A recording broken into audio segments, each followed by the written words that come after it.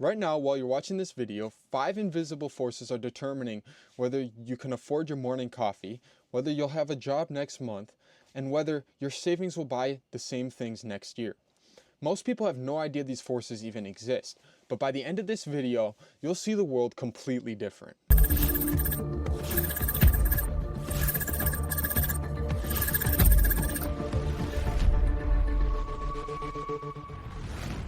What's up, everybody? Today we're going to be diving into macroeconomics, but don't worry, I'm not going to bore you with the textbook definitions.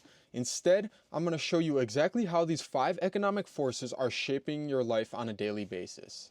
Whether you're a student, a working professional, or just somebody who wants to understand why the world works the way it does, this video will give you the economic literacy to make sense of the news, your finances, and the bigger picture. Let's jump in. Let's start with the big one, scarcity. And I want you to think about this for a second. Why can't everyone have the latest iPhone, the newest Tesla, and a mansion in Beverly Hills? The answer isn't just money, it's scarcity. Scarcity means you have unlimited wants, but limited resources to fulfill them. There's only so much land, so many workers, so much raw material, and so much time. Take the global semiconductor shortage that hit in 2021. Suddenly, car manufacturers couldn't get the chips they needed. Cars sat unfinished in parking lots. Why? Because those same chips were being used for laptops, phones, and gaming consoles. Limited supply with unlimited demand. This creates what economists call opportunity cost. Every choice has a cost, and it's not just the price tag. When you choose to watch this video, you're giving up 15 minutes of your time that you could have spent doing something else. When a company decides to make 1,000 phones instead of 1,000 tablets, they're making trade-offs. This is why economics exists in the first place. If we had unlimited resources, there'd be no need to study how society allocates them. But we don't, so here we are. Now, how do we measure how well a country is handling scarcity? This is where GDP enters, gross domestic product. Think of it as an economy's report card. GDP measures the total value of all finished goods and services produced within a country's borders within 1 year. But here's what makes it tricky. We only count final goods, not intermediate ones. If a baker buys flour, sugar, and butter to make a cake, we don't count the ingredients and the cake. That would be double counting. We only count the final product, the $20 cake. Here's a mind-blowing fact. The US GDP in 2024 was $27 trillion. That's 27 with 12 zeros after it. To put that in perspective, if we spent $1 million every single day, it would take over 74,000 years to spend that much money. But GDP isn't perfect. It doesn't measure happiness, environmental quality, or income inequality. A country could have a high GDP, but terrible living conditions for most people. There are 3 ways to calculate GDP. The production approach, which is where you add up everything produced, the income approach, which is where you add up all income earned, or the expenditure approach, which is where you add up all the spending. The expenditure approach is probably the most intuitive. It consists of consumer spending, plus business investment, plus government spending, plus net exports. In the US, consumer spending makes up about 70% of the GDP. That's why when people stop buying things, the economy feels it almost immediately. Alright, so we're producing stuff, measuring it with GDP. But what happens when people can't find work? This brings us to unemployment. And it is way more complex than just people without jobs. First, let's get this straight. You're only counted as unemployed if you're actively looking for work. If you're a full-time student, retired, or just given up searching, you don't count. This is why the real unemployment might be higher than the official numbers. There's 3 main types of unemployment. First, there's frictional unemployment. This is where you're actually normal and healthy. It's people between jobs, recent graduates looking for their first jobs, or people who quit to find something better. This usually lasts a few weeks to a few months. Number 2 is structural unemployment.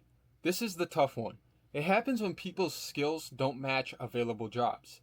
Think coal miners when the world shifts to renewable energy, or factory workers when automation takes over. Number 3 is the cyclical unemployment.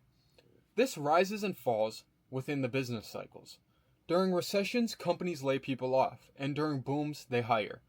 The 2008 financial crisis is a classic example of a cyclical unemployment. Here's what's wild. Even in a perfect economy, we'd still have around 4 to 5% unemployment. This is called natural rate of unemployment. It's mostly frictional and structural unemployment that can't be eliminated. The current US employment rate is around 3.7% as of late 2024. This is historically low. But remember, these numbers don't tell the whole story. They don't count discouraged workers who have stopped looking or underemployed people who are working part-time who want to work full-time. Imagine if I told you that $20 bill in your wallet was only worth $15 worth of stuff next year. You'd probably think I'm crazy, right? Well, welcome to inflation. Inflation is the general increase in prices across the economy. It means your money loses purchasing power over time. That candy bar that costed 50 cents when your parents were kids now costs $1.50. The same candy bar, but the money is worth less. The US targets about 2% inflation per year. You might be asking, why not zero? Well, it's because a little inflation is actually healthy. It encourages spending and investments, but too much can be extremely devastating. There are three main causes of inflation. Number one is the demand pull inflation. Too much money chasing too few goods. Think about concert tickets for popular artists. There's high demand with limited supply, which causes prices to go up. Number two is cost push inflation.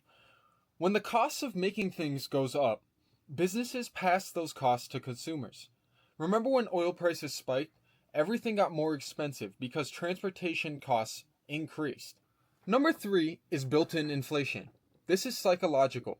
If people expect prices to raise, they demand higher wages. Companies then raise prices to cover the higher wages. It becomes a self-fulfilling prophecy. Most famous example of a runaway inflation was Germany in the 1920s. Prices doubled every few days. People needed wheelbarrows full of cash to buy bread. It literally destroyed the economy and contributed to political chaos. Today, we measure inflation using the Consumer Price Index, or CPI, a basket of goods and services that represents what typical families buy. When that basket costs more, we have inflation. Here's something that might shock you. Since 1913, the US dollar has lost over 96% of its purchasing power due to inflation. That's not necessarily bad. It reflects economic growth and rising standards of living, but it shows why understanding inflation matters for your financial future. Finally, let's talk about why the economy feels like a roller coaster. It's because it literally is. The business cycles show us that the economy naturally goes through 4 phases over and over and over again. Phase 1 is expansion. Everything looks good. GDP is growing, unemployment is falling, people are optimistic, businesses are investing, consumers are spending. This is the fun part of the ride. Then comes phase 2, which is the peak. We've hit the top. The economy is at maximum output. Unemployment is super low, but warning signs start to appear. Asset prices might be too high and inflation starts creeping in. After the peak comes phase 3, which is the contraction or recession. The downturn begins. GDP shrinks, unemployment rises, consumer confidence falls. This is when people lose jobs, businesses fail, and everyone gets nervous. After this comes phase 4, which is the trough or rock bottom. The economy has hit its lowest point, but this is also where recovery begins. Prices are low, weak businesses have been cleared out, and conditions are set for the next expansion. Here's the thing. These cycles are irregular and unpredictable. The expansion from 2009 to 2020 lasted 11 years, which is the longest in US history. But the COVID recession, it only lasted 2 months, even though its effects lingered. You might be asking what causes these cycles. Economists debate this, but common factors include changes in consumer confidence, technology shocks, government policy change, external events like wars, pandemics, and natural disasters, and financial market bubbles and crashes. The 2008 financial crisis is a perfect example. Banks made risky loans, housing prices crashed, credit froze up, and the whole economy contracted. it took years to recover. And just when we thought we understood business cycles, boom, COVID hit. The 2020 recession was unlike anything we've ever seen.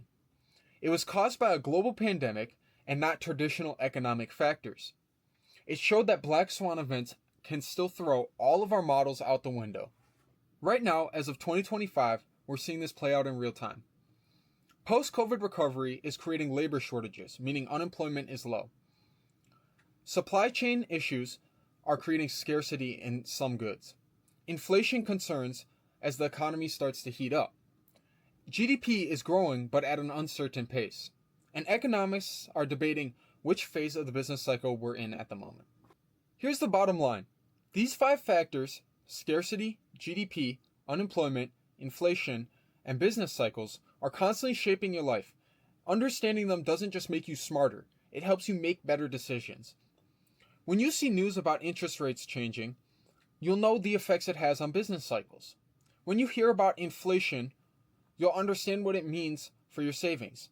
When politicians talk about job creation, you'll know which type of unemployment they're really addressing. This is just the beginning of macroeconomics. It goes way deeper. Monetary policy, fiscal policy, international trade, and so much more. If you want to see more videos breaking down these complex topics into digestible content, hit the like button and subscribe. Drop a comment and let me know which of these 5 forces affects your life the most right now. Are you dealing with the effects of inflation or worried about the job market? I'm going to try and read every comment, and your questions will often inspire future videos. Thanks for watching, and remember, the economy isn't some abstract concept happening out there. It's a sum of all of our individual choices and actions. Now that you understand the basics, you're going to be part of the conversation.